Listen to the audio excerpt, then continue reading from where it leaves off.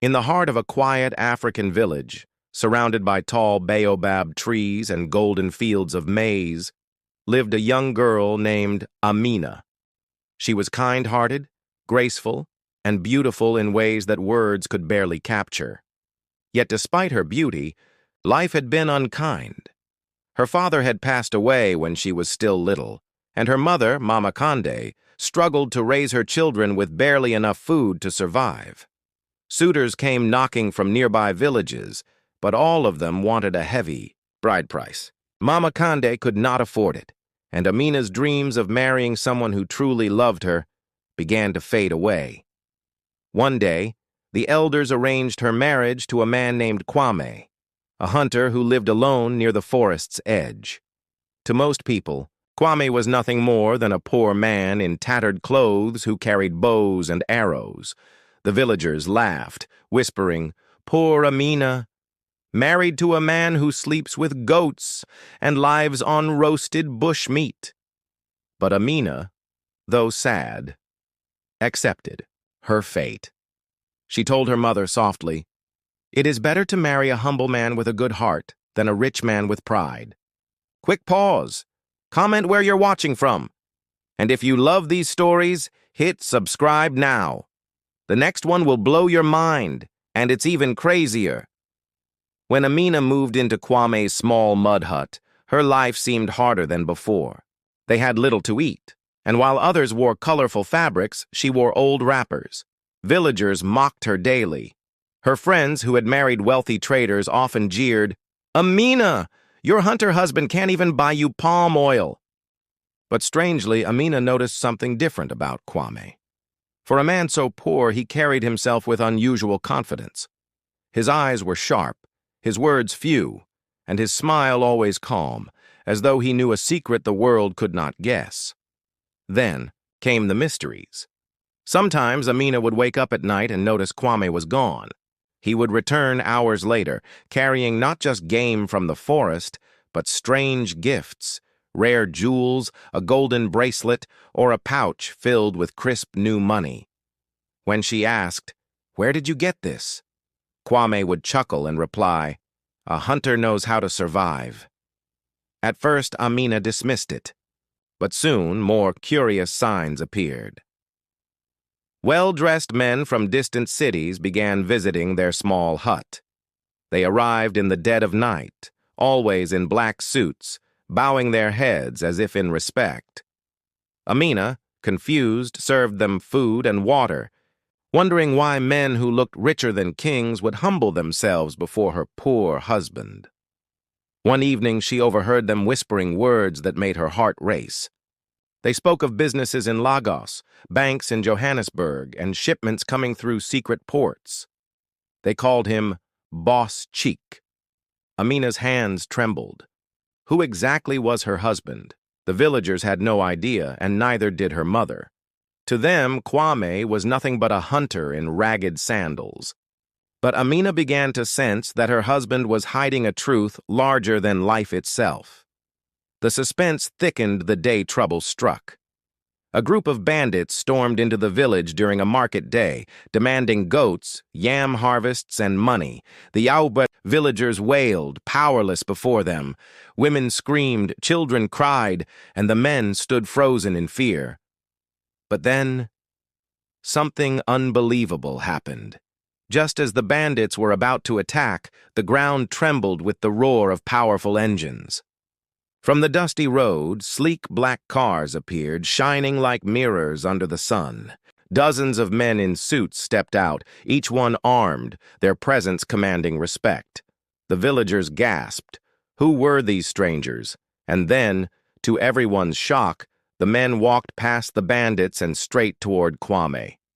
Without hesitation, they bowed deeply, almost touching the ground, and spoke in unison.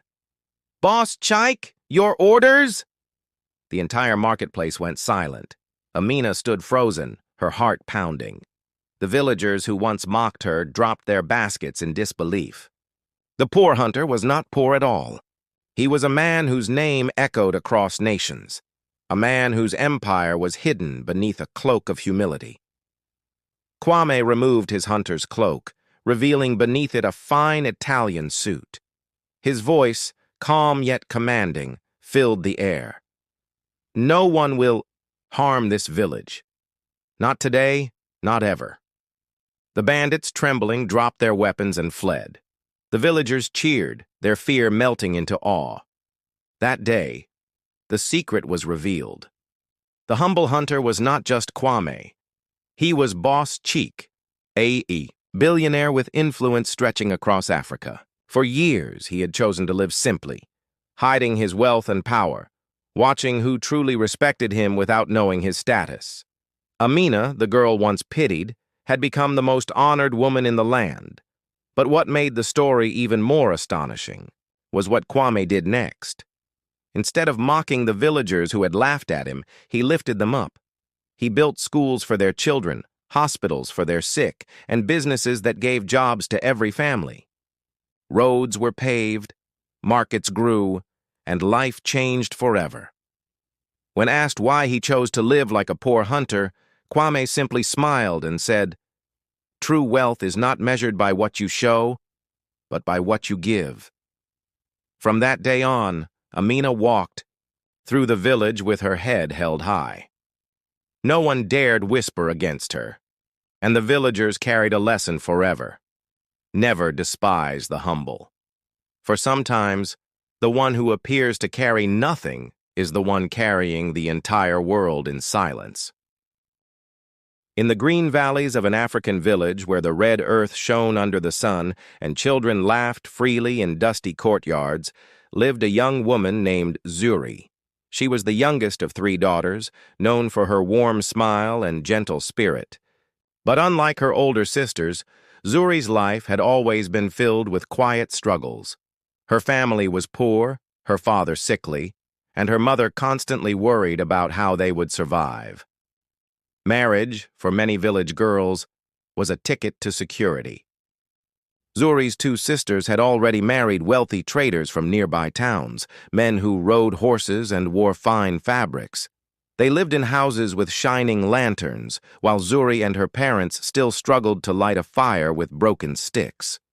So when her parents announced that Zuri would be married to Tunda, a humble hunter, her sisters burst out laughing. "Zuri, the hunter's wife?" one mocked. "He has nothing but a bow and a hut made of mud," the other jeered. "You will be carrying firewood while we are wearing gold bangles." Zuri said nothing. She looked at her parents, saw the shame in their eyes, and quietly accepted. She had no dowry worth negotiating for, no riches to attract wealthy suitors. If Tunde, a hunter who lived near the forest, was willing to marry her, then perhaps it was better to accept than to be left behind unmarried. The wedding was small. No musicians played. No drums thundered through the air. Villagers whispered behind their hands. "Poor girl. She will live in rags forever." But Zuri did not cry. She told herself, "Better to marry a man with a good heart than to chase riches that may vanish like smoke." Life with Tunda was not easy. Their home was a tiny hut with a leaky roof. Zuri fetched water from the stream, cooked cassava with little seasoning, and often went to bed hungry. Yet there was something strange about her husband. Tunda always carried himself with quiet confidence. Though he wore torn clothes and sandals patched many times, he walked with the posture of a king. His eyes were sharp, his voice deep, and when he spoke, even elders paused to listen. Villagers mocked Zuri behind her back. At the market, women would laugh. "Look at her wrappers, faded and torn. Her husband cannot even buy her palm oil. She must regret marrying a hunter." But Zuri noticed the little mysteries about Tunde. At night, he sometimes disappeared into the forest. He would return hours later with not just antelope or rabbit, but with strange sacks hidden beneath firewood. Once, she found a pouch of crisp banknotes tucked beneath his bed mat. Another time, he gave her a necklace of rare stones, saying only, "A hunter must know where to look." Zuri was puzzled. She asked him once, "Tunde, are you really just a hunter?" He smiled gently. Patience, my love. The day of truth will come. The mysteries deepened. Travelers began to appear at their home. Not the kind of dusty wanderers that passed through villages, but men in polished shoes, wearing tailored suits, and driving sleek cars that left trails of dust as they entered. They arrived mostly at night, greeting Tunde with deep respect. Zuri watched in awe as men, clearly wealthier than kings, bowed their heads before her husband. They spoke in low tones about businesses in Lagos, coded shipments, and hidden accounts. They called him something she had never heard before. Don Tunde. Her heart raced. Who exactly was this man I married? Still, Tunde gave her no answers. His life continued, half in shadow, half in the open. To the village, he remained the humble hunter. To Zuri, he was a riddle she could not solve. The truth revealed itself one day in the most dramatic way. It was during the festival of the harvest, when drums filled the air and villagers danced in bright-colored cloth. But just as the celebrations reached their height, a group of masked strangers stormed into the village. They demanded tribute, goats, yams, money. Fear spread like fire. Women clutched their children. Men hid behind their huts. Zuri trembled. Was this how her village would fall? But then, in the distance, a sound no one expected echoed through the fields. The roar of engines. A convoy of glossy black cars appeared, cutting through the crowd like shadows. They stopped at the center of the village square. Dozens of men stepped out, each in suits, their presence heavy with authority. The masked strangers dropped their weapons immediately, as if they knew exactly who these men were. Then, from the largest car, a figure stepped out. It was Tunde, but not as the villagers knew him. Gone was the hunter's ragged cloak. He wore a suit of fine Italian fabric, his shoes gleaming, his watch glistening under the sun. His calm eyes scanned the crowd, and when he spoke, his voice was commanding, sharp, and unshakable. The men in suits bowed deeply and said in unison, "Don Tunde, your orders?" The villagers gasped. Children hid behind their mothers. Elders stumbled to their knees in awe. The poor hunter was no poor hunter at all. He was a secret billionaire. A man with empires stretching across Africa, a hidden boss whose influence reached cities far beyond their little village. For years, he had disguised himself as a simple man, watching quietly, testing who respected him for who he was and who only chased wealth. Zuri's heart pounded. The man she had married, mocked by her sisters, pitied by her friends, was not only wealthy but powerful beyond measure. The strangers who had come to cause trouble fled instantly. No one dared challenge him. From that day on, everything changed.